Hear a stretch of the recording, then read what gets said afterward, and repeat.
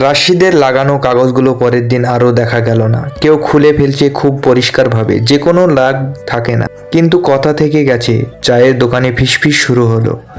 ছেলেটা বেশি বুঝতে গিয়েছে, ঠিকই তো বলছে। মুখে লাগলো আবার বিপদ।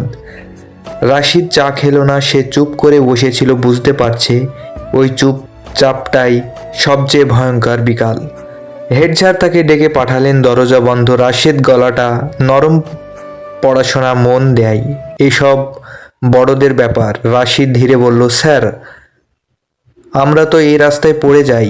হেড স্যার কিছুক্ষণ চুপ করে থাকলেন, তারপর বললেন, আমি জানি। এই দুটো শব্দ রাশিদের বুক ভরে করে দিল। রাতে বাড়িতে দুজন লোক এলো, চেনা মুখ। মেম্বার ঘনিষ্ঠ ছেলেটাকে বোঝানো, তার মাকে বলল। মা কিছু বললেন না। দরজা বন্ধ হওয়ার পর লাল কাপড়টা 3 দিন টিকলো। চতুর্থ দিন সেটা খুলে গেল, কিন্তু গর্তটা আর আগের মতো ফাঁকা লাগছিল না। মানুষের চোখ সেখানে থামতে শিখে গেছে। সন্ধ্যার মা পুরনো ট্রাক খুললেন। অনেকদিন কেউ খেলেনি। ভেতর থেকে বের হলো হলুদ হয়ে যাওয়া কিছু কাগজ। তোর বাবার মা বললেন, রাশিদ, কাগজগুলো হতে নিলে অবদানপত্র, রাস্তা নিয়ে তারিখগুলো অনেক পুরনো। এই ভাষায় একই অনুরোধ, শুধু স্বাক্ষর আলাদা। শেষ পাতায় লেখা। মা বললেন, এরপরে সেই শহরে গেলে বলেছিল টাকা জোগাড় করে রাস্তাটা নিজেই করবে। তারপর আর কিছু বললেন না। রাশিদের বুকের ভেতরে একটা ভারী কিছু বসে গেল। রাস্তা শুধু ভাঙা নয়, এটা উত্তরাধিকার। প্রতিদিন বাজারের মাইনিং শুরু হলো। সবাইকে জানানো হচ্ছে আগামীকাল রাস্তা পরিদর্শনের আশোভন। নামটা হলো না, দরকারও নেই। গ্রামে হালকা উত্তেজনা, কেউ খুশি, কেউ সন্দেহহীন। দেখতে তো কাগজ কলমে হবে, আগে তো এসেছিল। রাশিদ রাতে আবারও খাতায় লিখল। এবার একা না, সজীব এসে বসলো। তারপর আরও দুজন। খাতাটা আর খাতা থাকলো না, ওটা নোটিশ হয়ে গেল। সকাল থেকে রাস্তা ধুয়ে দেওয়া হয়েছে, কাদা সরানো হয়েছে, শুধু পানি ছেটানো, যেটা ফাটলগুলো একটু ভদ্র হয়ে বসে থাকে।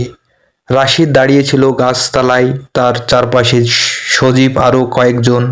কারোর হাতে খাতা, কারোর হাতে মোবাইল। কথা কম, চোখ বেশি। দুপুরের দিকে গাড়ি এলো, চকচকে। এই প্রথমেই গাড়ির খারাপ রাস্তায় নামলো। চাকা দুলে উঠলো। লোকজনের ভেতরে হালকা একটা শব্দ উঠলো। কেউ হাসলো না, কেউ তালিও দিল না, শুধু দেখলো। পরিদর্শক নামলেন, সঙ্গে মেম্বার দুজন। কর্মকর্তা, কোথায় সমস্যা? মেম্বার দ্রুত বললেন, এই একটু আধটু। রাশিদ এগিয়ে গেল। এখানে বড় গিয়ে একজনের পা ভেঙেছিল, তার গলা কাঁপলো না। পরিদর্শক তাকালো গর্তের দিকে, রাশিদের দিকে। তোমার নাম রাশিদ? খাতাটা এগিয়ে দিল রাশিদ। ভেতরের অবদান, স্বাক্ষর, ছবি, বাবার কাজও আছে। পারদিশ পাতাগুলো উল্টালো চুপচাপ। তারপর বললেন, আগেও আবেদন হয়েছে? রাশিদ বলল, হ্যাঁ, আমার বাবার। এবার চুপচাপটা ভারী হলো। মেম্বার মুখ শক্ত, ছেলে আবেগ কথা বলছে। পরিদর্শক মাথা নাড়ালেন, না, আবেগ না হলে রাস্তা এতদিন টিকে থাকতে না।